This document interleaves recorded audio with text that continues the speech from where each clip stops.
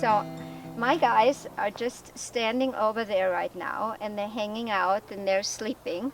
So I'm gonna go ahead and I will walk over there, and my intent and my body language is I am walking to the other side of the paddock. Please make room for me. So it's very important that you don't walk around your horses, because then you honor your horse's space, but that you're walking towards your horse and your horse will honor your space.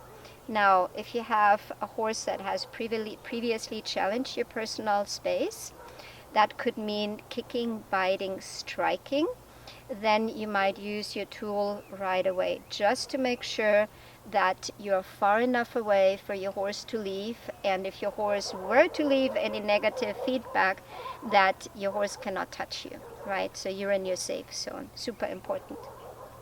So let me show you what it would look like if I were just to walk towards my horses without using my tool.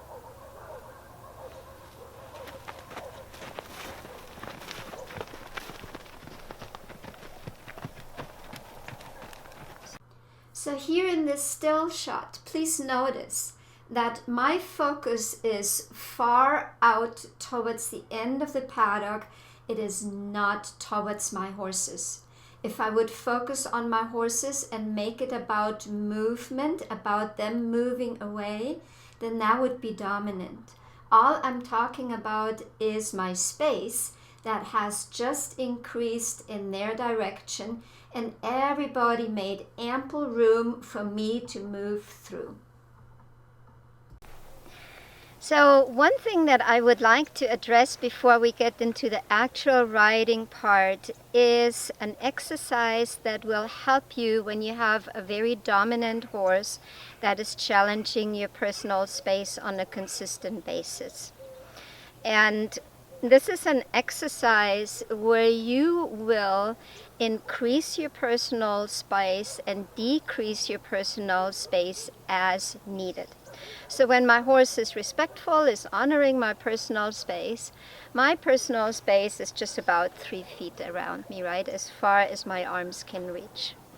When my horse starts to be very bossy, crowd me, lean with her shoulder in, come in uninvited, or even aggressively tries to drive you, then we really have to set a boundary, a very clear, very strict boundary, because that is dangerous behavior.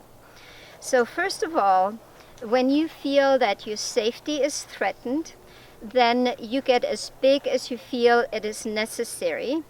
And if your horse loses a little bit of his or her confidence, rather we sort that out later and fix that than you in that moment getting hurt or losing your confidence. So that is really important to know. A lot of times when we're really heart-centered, we want to be soft, we want to be kind, we want to have a communication that is very subtle. But when our horse doesn't know subtlety yet, or hasn't agreed to interact with subtle communication, then we have to match our horse. And a horse that is pushy and dominant can get very, very big. That could be as big as actually trying to run you over. Now, this is an example that doesn't happen very often, but it does happen. So I just want to drive home that you need to match your horse. If you do less, then your horse will perceive you as passive, as unconfident, and will continue to push your boundaries.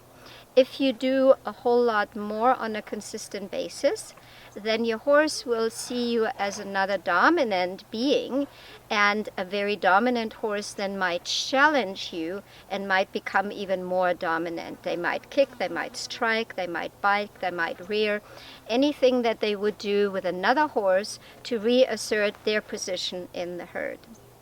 So, in order for you to stay safe, you will have to increase, if you encounter something like that, you will have to increase your personal space. And that might be not just 4 or 5 feet, that might be 10 feet, that might be 15 feet. your horse might not be allowed to come in anywhere close to you until you have that issue resolved. And if you at this time feel you have a conversation with your horse like this, then please check in with me first and let's make sure that you and your horse are safe. But nevertheless, I want you to show the procedure that we can use in order to help our horse see us as the lead and not as another dominant horse. So the dominant horse would start to fight and argue about space. And you a lot of times see that with humans that whack their horse or that push their horse away or lean into the horse. And when we're giving our horse something to lean into, then it's very easy for them to brace. So the first thing that is very important is we need to be light, we need to be quick and surprising, so that there is nothing that our horse can lean into. For example, if I need to tap my horse on the nose and say, no, you cannot come in, then let's say if this would be my horse's nose and I do something like this, then my horse immediately has the opportunity to lean into me. If I just do a soft little tap and say, hey, remember the boundary, you cannot come in uninvited, then there is nothing for the horse to lean into, right? So that's important to know. The next thing is, if we can, we want to use our intent, our energy, and our body language first. So I might simply, if my horse has not noticed that I am really filling my personal space with my intent and my energy, and that is something that you can practice away from your horse, where you really visualize you have a bubble around you, and you fill that bubble with your intent and your energy that is not penetratable. So it's kind of like you're building a wall around you mentally, right? And you can even fill it with a certain color so it's easier for you to see. That would be the first thing. The next thing is I can create energy where I just might be waving my hands like this, right? And I can help my horse to see that. I can also physically describe my space just with waving my arms like this. I might even do jumping jacks to create some energy and some body language that really shows my horse that this is my personal space. If this all fails and your horse still pushes into you, then you might have to use a tool to help yourself really describe your personal space. That could be your stick and string, where you start to describe your personal space like this. That might be your lead rope that you're using as a helicopter over your head. And this is something that you want to practice away from your horse, so that you're ready to go if your horse were to challenge you. If I have a horse that is quite respectful of my personal space, when I walk towards my horse and my intent and energy is about, please make space for me, please move, I should not have to use my tool. If you have to use your tool very consistently, then your horse is not paying attention to your intent, to your energy and your body language, but is only watching the tool. And that's something that we don't want, because if we don't have the tool, whatever we're doing means nothing to our horse. So in the beginning, I might have my tool with me, so I can describe my personal space if I have to, but I don't want to start with my tool on a usual basis. If we already know that we have a very dominant horse that will challenge us, then we might use our tool right away. Okie dokie. So, let's say you haven't done much at liberty with your horse yet, or you feel safer about having your horse on a lead rope and being able to provide more clarity. That's totally fine. So we can do this exercise with our leading exercise. And the first thing that, whether we use a stick or a string, what we want to be able to is move our lead rope without our horse thinking that this means anything.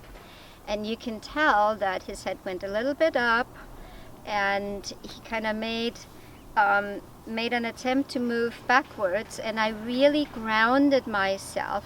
And I'm even with my intent and my thoughts, I'm like, this is not about backing up. I'm just standing here and I'm just moving my lead rope.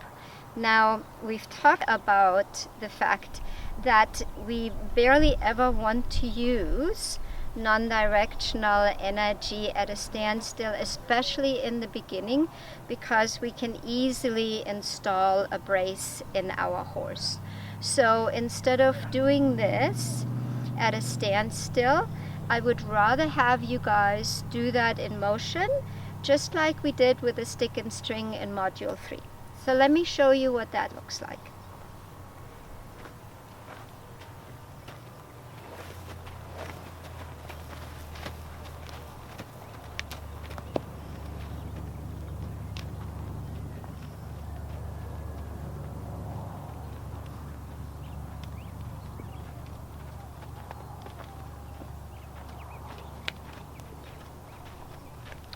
You want to be able to feed your lead rope out. You want to be able to bring your lead rope back in, and you can all do that in motion.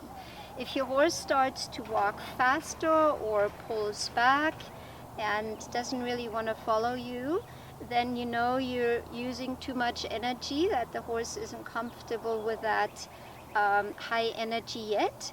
And you want to start out with low, move to medium, and to high energy, just like we talked about.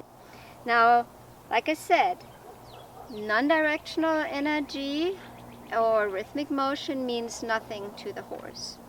Now, I'm going to describe my personal space, and this will look different. First of all, I'm going to use my intent and my energy, and I start to fill my personal space with that. And then I can even describe my personal space with my arms, right?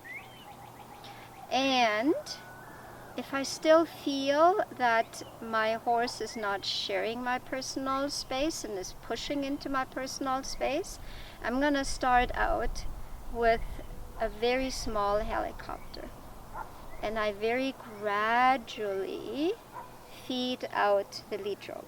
And what is going to be really important is that you don't target your horse, but you also don't try to miss your horse, because then you're putting holes like Swiss cheese into your personal space, where you're saying, well, you're in my personal space, but I don't want to tag you, and you're not moving backwards. I'm going to move my lead rope in a way where I don't touch you. You can't do that. It's very passive, and you're not describing your personal space.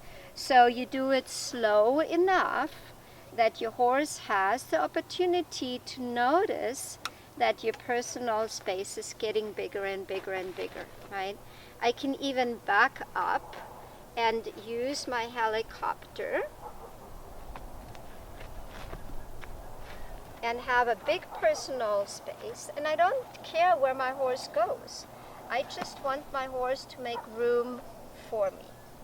And then I would like for my horse to be as willing to go forward while I'm swinging my lead rope, so that my horse has a clear understanding that there is a difference between non-directional energy, the rhythmic motion, and describing your personal space. So I know you guys, some of you had questions about that. Hope that helps, and make sure that you ask all the questions that you need to ask in the community. And if you feel you have a very dominant horse and you don't feel safe, then please check in with me first before you do anything, so we make sure that you and your horse are safe.